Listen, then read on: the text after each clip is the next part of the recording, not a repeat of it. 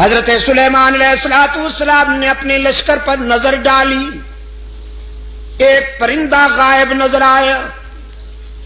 قرآن کہتا ہے وَتَفَقَّدَ الطَّيْرَ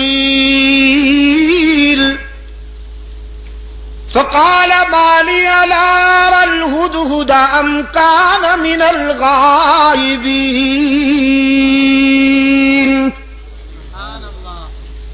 حضرت سلیمان علیہ السلام نے ایک پرندے کو غائب پایا،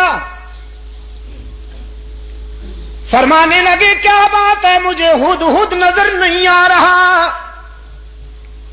ذرا دیکھو لشکر کے کسی کونے میں چھپا بیٹھا ہے یا پھر میری اجازت کے بغیر کہیں چلا گیا ہے، تلاش کرو۔ یہ ہدہد جانتے ہیں آپ؟ جی کیا فرمایا؟ اچھا ملا چرگت، تمہارے صدقے جاؤں، یہ کب سے ملا بن گیا بھائی؟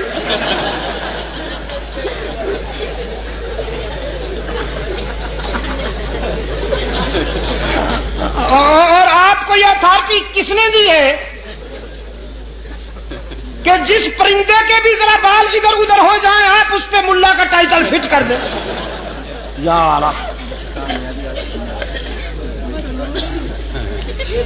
چلو پھر بھی گوارا ہے، اچھا پرندہ ہے، بڑا خوش نصیب پرندہ ہے، قرآن میں جس کا تذکرہ فخریہ انداز میں آیا ہے۔ ہاں اس پر حسد کیا تھا کوے نے۔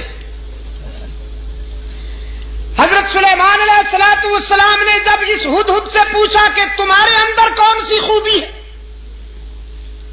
اللہ نے تمہیں کون سی خوبی عطا کی ہے، تو یہ کہنے لگا اللہ کے نبی مجھے اللہ نے یہ خوبی عطا فرمائی ہے کہ میں خشک زمین کو دیکھ کر اندازہ کر لیتا ہوں کہ پانی کتنا دور ہے، نظر میں رسائی دے دی ہے اللہ نے، خشک زمین کو دیکھ کر میں یہ اندازہ کر لیتا ہوں کہ کتنی گہرائی پہ پانی مل سکتا۔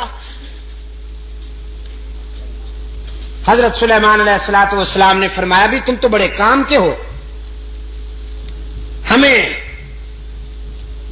ویرانوں میں اور صحراؤں میں سفر کرنا ہوتا ہے،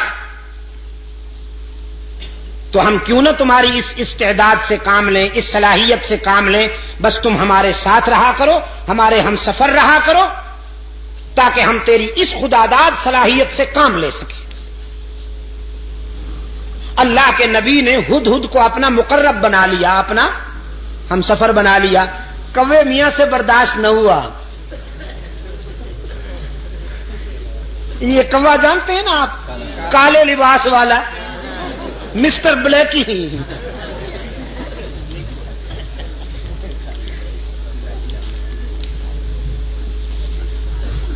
اس جنس سے ایسے فیصلے برداشت نہیں ہوا کرتے۔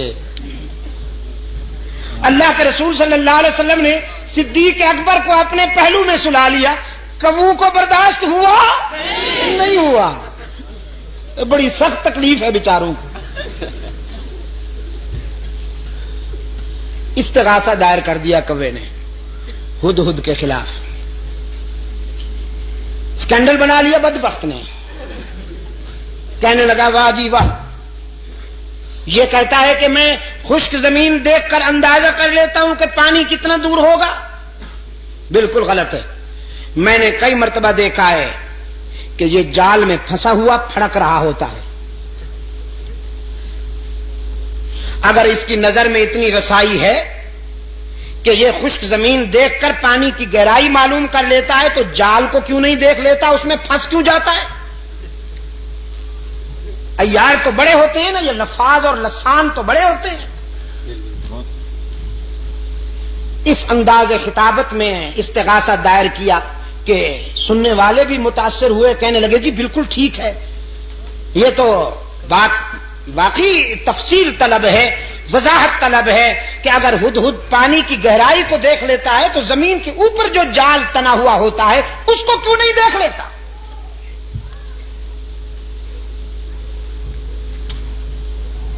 حضرت سلیمان علیہ الصلوۃ والسلام کی عدالت میں طلبی ہو گئی ہدہد کی.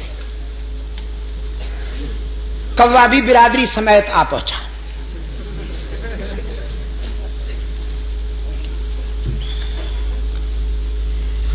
حضرت سلیمان علیہ الصلوۃ والسلام نے کوے سے کہا اپنا استغاثہ بیان کرو.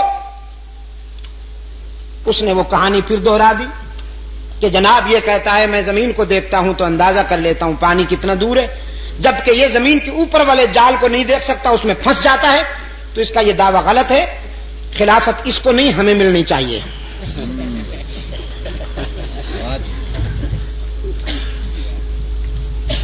مولانا رومی رحمت اللہ علیہ نے اس سوال و جواب کو منظوم کر دیا ہے اپنی مثنوی میں. مجھے افسوس ہے کہ وہ پوری تو مجھے نہیں آتی، ایک دو شعر حافظے میں رہ گئے ہیں، وہ عرض کر دیتا ہوں. ہدہد نے جب کوے کا استغاثہ سنا تو مسکرا دیا. فرمایا ذائقو از حکم مولا منکرست، ذائقو کیوں ذائقو از حکم مولا منکرست، صد ہزاراں عقل دارد کافرست. یہ کوا جو لفاظی کرتے ہوئے میرے خلاف استغاثہ لایا ہے، اصل میں یہ میری صلاحیت کا منکر نہیں، اللہ کی تقدیر کا باغی ہے. وہ جو جال تنا ہوا ہوتا ہے جس میں میں پھنس جاتا ہوں، وہ میری نظر کی کمزوری نہیں ہوتی، تقدیر کی بالا دستی ہوتی ہے. من ببینم دام را اندر ہوا، من ببینم دام را،